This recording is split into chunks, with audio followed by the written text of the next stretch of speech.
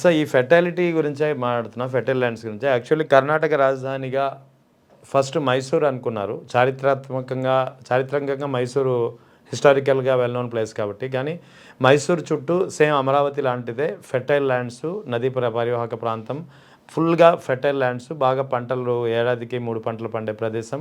అటువంటి ఫెర్టైల్ ల్యాండ్స్ని ఎందుకు నాశనం చేయడం అని చెప్పి 100 కిలోమీటర్స్ దూరంలో ఉన్నటువంటి బెంగళూరుని ఎంచుకొని కొన్ని లిమిటెడ్ కన్స్ట్రక్షన్స్ మాత్రమే, అంటే హైకోర్టు కానీ సెక్రటేరియట్ కానీ కట్టి మిగిలినది వదిలేశారు. అది కాలక్రమంలో ఇవాళ బెంగళూరు నెంబర్ 1 సిటీ. ఎవరు దీన్ని కాదనేది లేదు. అలా ఎందుకు చేయలేకపోతున్నారు ఇక్కడ? అదే కదా, అది ఇవన్నీ కూడా మనం ఇక్కడ మాడుకునే ప్రయోజనం ఆవేళ అసెంబ్లీలో అడగాలి. అసెంబ్లీలో ఇది పెట్టినప్పుడు వీళ్ళకి 50 మంది 60 మంది ఉన్నారు ఎమ్మెల్యేలు. అప్పుడు నాకు సోమయాజుల గారితో బాగా పరిచయం ఉంది కాబట్టి ఆయన దగ్గరికి వెళ్ళి చెప్పాను, ఇక బుక్ వేస్తున్నాను, ఈ బుక్ ఆపేస్తాను, అసెంబ్లీలో గట్టిగా గొడవ చేయమనండి అంటే చెప్పాడు ఆయన సోమయాజులు. అయితే పొలిటికల్గా మనం వీక్ అయిపోతాం, 2 జిల్లాల్లో ఇప్పటికే వీక్గా ఉన్నాం అవును అన్నారు. తప్పది. ఆవేళ చేసుంటే ఇక్కడ పెట్టడం తప్పు, విజయవాడలో పెట్టు, గుంటూరులో పెట్టు, తీసుకొచ్చి ఇక్కడ ఈ ఏరియాలో అని అంటే అడిగినా కూడా వాళ్ళకి చేసే హక్కు ఉంది, ఎందుకంటే మెజారిటీ వాళ్ళకు ఉంది కాబట్టి. అట్లీస్ట్ మీ వెర్షన్ ఇది అని వెళ్ళలేదు, ఆ రోజు మాట్లాడలేదు. తర్వాత ఈయన రాగానే ఇక్కడి నుంచి అది మారుస్తున్నాను ఇది మారుస్తున్నాను అంటాం. వాళ్ళు అక్కడి నుంచి ఎన్నాళ్ళు రోజు నిరాహార దీక్షలే చేస్తుండేవారు. 100 మంది ఒక రోజు ఉంటే 1000 మంది ఒక రోజు ఉండి 2000 మంది. ఎందుకంటే వాళ్ళ ఆస్తులన్నీ తీసేసుకున్నారు, గవర్నమెంట్కి ఇచ్చేసారు ఆస్తులన్నీ. వాళ్ళకి రావాల్సినవి రాలేదు, 10 ఏళ్ళు అయిపోయింది. ఏంటి వాళ్ళ పరిస్థితి? మాటికి త్యాగం చేశారు. త్యాగం చేయడం అంటే ఉత్తిన ఇచ్చేసినట్టు అంతే కదా. ఇప్పుడు వాళ్ళ నిజంగా నాకు ఆ రైతుల పరిస్థితి, ఆ రైతుల్లో మనం ఉండుంటే ఏంటి, మనం ఏమనుకోవాలి? భూమి తీసుకున్నారు, మనకి ఏదో ఫ్లాట్లు ఇస్తా ఉన్నారు, డెవలప్డ్ అన్నారు, డెవలప్మెంట్ ఏం అవ్వలేదు, రేట్లు పడిపోయాయి. ఫ్లాట్లు ఎక్కడో ఇప్పటికి కూడా తెలియదు. అప్పుడే 3వ గవర్నమెంటు. సో ఇంక 2-3 క్వశ్చన్లతో ఆపేస్తాను. ప్రధానంగా 2024లో ఎన్నికల్లో వైఎస్ఆర్ కాంగ్రెస్ పార్టీ ఓటమికి దారితీసినటువంటి ప్రధాన కారణాలు ఏంటి అంటే మీరేం చెప్తారు? ఒకటే కారణం అండి, పవన్ కళ్యాణ్ చంద్రబాబు నాయుడు ఎప్పుడైతే కలిశారో అయిపోయింది ఎలక్షన్. ఓకే, 14లో కూడా అలాగే అయింది, అవును, 24లో కూడా అలాగే అయింది. పవన్ కళ్యాణ్ ఎందుకు కలిశాడు అంటే చంద్రబాబు నాయుడిని జైల్లో పెట్టారు. పవన్ కళ్యాణ్ని విశాఖపట్నంలో రూమ్లోంచి బయటికి రానివ్వలేదు.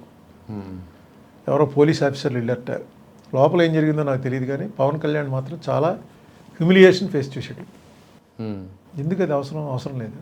సో ఎలాగైనా సరే నేను ముఖ్యమంత్రి అయ్యానా లేదా ఎవడయ్యాడు ఇవన్నీ కాదు, ఇప్పుడు జగన్మోహన్ రెడ్డిని ఓడించి తీరాలి అనే నిర్ణయంలోకి పవన్ కళ్యాణ్ వచ్చేసి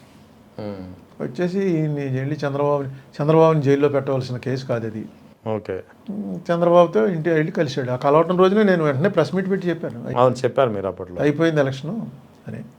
ఇంత దారుణంగా ఇంత మెజార్టీలు రావడానికి వెనకాల మరి అంత కంటెంప్టా ఏంటి నాకు అర్థం లేదు. చాలా పెద్ద మెజార్టీ, రాజమండ్రి సీట్ 70,000, అవును, అంత పెద్ద మెజార్టీలతో తేడాలతో ఓడిపోవడానికి ఏదో చిప్లో తేడా ఉంది. అదే ఆ ఇష్యూ మళ్ళీ అడుగుతాను. ఇప్పుడు ప్రధానంగా 2024లో కాపులు, నేను చిన్నది పర్లేదు, 24లో కాపు సామాజిక వర్గం ఎవరైతే మన గోదావరి జిల్లాలో బలంగా ఉన్నారో వీళ్ళంతా పవన్ కళ్యాణ్ వెంట నిలిచారు, కూటమికి మద్దతుగా నిలిచారు.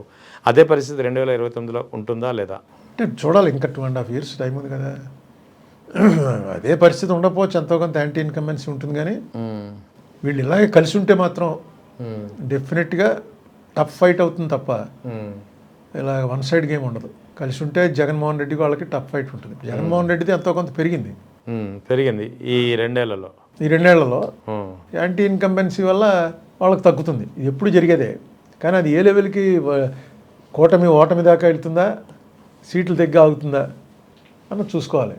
కాపులు ఇంకా పవన్ వెంట ఉండే అవకాశాలు ఉన్నాయి 29 వరకు. మొన్న ఉన్నట్టుగా ఉండరు, చీలికి వస్తుంది, అంతర్మాత్రం ఉంటుంది కానీ వాళ్ళకి పవన్ కళ్యాణ్ మాకు ఇప్పటి వరకు కమ్మారెడ్డి తప్ప మాకేమీ లేదా, పెద్ద క్యాస్ట్ అది అని అభిప్రాయం ఉండింది 2024 వరకు. అది ఇప్పుడు తను ఉప ముఖ్యమంత్రి అంటే ఉప ముఖ్యమంత్రి జగన్ ఎప్పుడో చేశాడుగా, ఇద్దరిని చేసినట్టున్నాడు, ఒక్కనే చేశాడా? ఆలోచన చేశారు, ఒకరిని చేశారు, ఒక కాపుని, ఒక బీసీని, ఒక మైనార్టీ. అసలు ఉప ముఖ్యమంత్రి అంటే ఉత్తినే అదేమో. అవును, స్టాంప్. ముఖ్యమంత్రి గారు లేనప్పుడు వచ్చి వాళ్ళు అర్జెంటుగా పెట్టవలసి వచ్చింది అనుకోండి క్యాబినెట్. సరిగ్గా నడిచి వస్తుంటే ముఖ్యమంత్రి గారికి కాలు జారి పడిపోవటం, లేకపోతే అప్పుడు మాత్రమే he can hold the office. Loose motions పట్టుకునే అప్పుడు మాత్రమే రాలేకపోతున్నాడు he can hold the office. అంటే ఈయన వచ్చి ప్రిసైడ్ చేయొచ్చు. అంతే, అంతకుమించి ఉప ముఖ్యమంత్రికి ఇంకే నో అదర్ పవర్స్. అది దానివల్ల పెద్ద ఏమి ఉండదు. నెక్స్ట్ డెఫినెట్గా ఎప్పుడైతే చంద్రబాబు నాయుడు తర్వాత లోకేష్ అవుతాడు కానీ పవన్ కళ్యాణ్ అవ్వడు అన్నది కమ్యూనికేషన్ గట్టిగా వెళ్తుందో కాపు ఓట్లు ఎంత చీలికి వస్తుందో చెప్పలేం కానీ అంత కొంత ఖచ్చితంగా వస్తుంది. జగన్మోహన్ రెడ్డికి ఎందుకు వేయాలి అది కూడా ప్రూవ్ చేయాలి వాళ్ళు. అవును, జగన్మోహన్ రెడ్డి కాపులకు వ్యతిరేక, కమ్మవారికి వ్యతిరేక అన్నది గట్టిగా ఎస్టాబ్లిష్ చేశారు. కాపులకు వ్యతిరేక అన్నది కూడా మొన్న ఎలక్షన్లో దానికన్నా ఎక్కువ పవన్ కళ్యాణ్ ప్రభావం పనిచేసింది. కాపులకు నిజంగా వ్యతిరేక అన్నది ఇప్పటివరకు నాకైతే పెద్ద కనపడలే. ఎందుకంటే అతని వాళ్ళ పార్టీ స్పోక్స్మెన్నే అంబటి రాంబాబు, మన పేర్ని కృష్ణ గారి కొడుకు నాని కృష్ణ కొడుకు అన్నారు. కరెక్ట్, మన ముసలాళ్ళకి అదే పేర్ని కృష్ణమూర్తి గారి కొడుకు పేరు నాని. వీళ్ళు ఎక్కువగా మాట్లాడేది వచ్చి నేను చూస్తున్నది వీళ్ళిద్దరినే ఎక్కువ చూస్తున్నాను. రాంబాబు మాట్లాడతాడు, లేకపోతే ఇద్దరు కాపులే. ఇద్దరు బాగా పేరు ప్రఖ్యాతులు ఉన్నటువంటి కాపులు. ఏం చూడాలి స్ట్రాటజిక్గా ఏమవుతుంది అని. కాపులకి డెఫినెట్గా అది చాలా బలంగా ఉంది. ఎందుకంటే వాళ్ళు రాజకీయంగా ఇంతకాలంలో మా మనిషి ఎవడో పెద్ద ఫోకస్ అవ్వలేదు లీడర్గా. వాళ్ళకంతా వంగవీటి రంగా కానీ, ముద్రగడ పద్మనాభం కానీ, జక్కంపూడి రామ్మోహన్ రావు కానీ, మన జిల్లాలో ముత్యాల రాయుడు కానీ ఒక లెవెల్ దాకా రాగలిగారు కానీ అంతకు మించి పైకి వెళ్ళలేకపోయారు. కానీ పవన్ కళ్యాణ్ మరో 15 ఏళ్ళు చంద్రబాబు సీఎం అని పదే చెప్తున్నారు. ఇటీవల కూడా ఆయన అదే వ్యాఖ్యలు చేస్తారు. నాకు అంత సమర్థత లేదు, చంద్రబాబు నేతృత్వంలోనే పెట్టుబడులు వస్తాయి, పెట్టుబడులు తీసుకొచ్చే సామర్థ్యం నాకు లేదు అని అసెంబ్లీ సాక్షిగా కూడా ఆయన చెప్పారు. ఈ వ్యాఖ్యల నేపథ్యంలో పవన్ కళ్యాణ్ వైఖరి నేపథ్యంలో కాపుల్లో చీలిక అనేది వస్తుందంటారా? ఈ అసెంబ్లీలో ఏం మాట్లాడారు అదే పెద్ద ఎవడ పట్టించుకోడు కానీ ఆయన 15 ఏళ్ళు ఎందుకంటున్నాడు ఆయన. 15 ఏళ్ళు చంద్రబాబు నాయకత్వంలోనే పనిచేయాలి, మీరు త్యాగాలకు సిద్ధం అవ్వాలని చెప్పి డైరెక్ట్ జన సైనికులకు పిలుపునిస్తున్నారు. చంద్రబాబు నాయుడు నేను కాదు తప్పుకుంటున్నాను. లోకేష్ అంటే లోకేష్ అక్కడ ఎవరి పేరు చెప్పినా పవన్ కళ్యాణ్ పేరు కాకుండా వేరే ఎవరి పేరు చెప్పినా పవన్ కళ్యాణ్ గారు ఒప్పుకోరు. అది దాని అర్థం.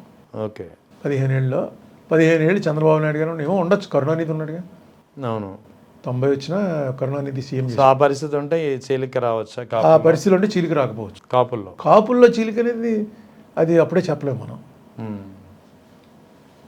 కాపుల్లో 2.5 years ఉంది ఇంకా టైము, చూడాలి. ఇంకా అప్పుడు కాపులు బాగా మా జిల్లాలో వాళ్ళకి అన్ని రంగాల్లో కూడా వాళ్ళకు ఫీలింగ్ ఉంది మమ్మల్ని సప్రెస్ చేశారని. అందులో నిజం ఉంది పొలిటికల్గా. అవును. సో వాళ్ళు డెఫినెట్గా మాకు ఈ మనిషి మాకు ఏదో చేస్తాడరా అంటే వస్తారు తప్ప. 2004లో రాజశేఖర రెడ్డితో అంత రావడానికి కారణం ఏంటంటే రాజశేఖర రెడ్డికి కాపు నాయకులకి ఉన్న సంబంధాలు. మా జక్కంపూడి రామ్మోహన్ రావు కానీ, అంతకుముందు వంగవీటి రంగా కానీ, ముద్రగడ పద్మనాభం కానీ వీళ్ళందరూ కూడా ఆ రోజు సపోర్ట్ చేశారు. అవును, వేశారు. 2009 వచ్చేటప్పుడు చిరంజీవి వస్తే వాళ్ళు చిరంజీవికి వేశారు. అలాగా ఇప్పుడేమి టూ ఎర్లీ టు ప్రిడిక్ట్.